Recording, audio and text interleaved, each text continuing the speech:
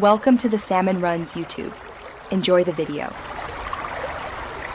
You start by choosing the best source, RAW or the highest quality file you have, because sharpening works differently on compressed images. Duplicate the background layer so you never overwrite the original, and label that copy. Next, zoom to 100% and scan the frame to isolate the blurred subject area. You want to know whether the blur is motion, soft focus, or camera shake.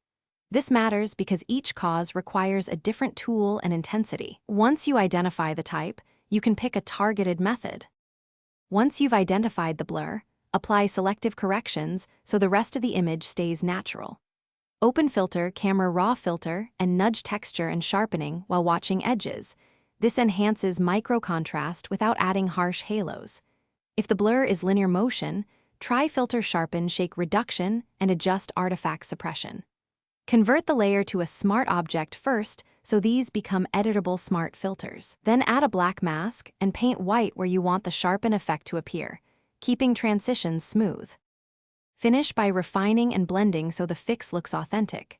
Duplicate the repaired layer, apply filter other high pass at about 1 to 3 px, and set the blend mode to overlay or soft light to add crispness, then lower opacity to taste.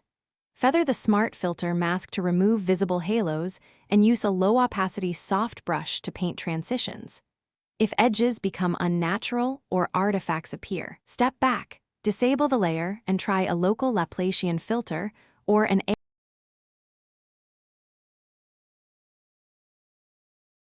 Thanks for watching. Consider subscribing if we helped you.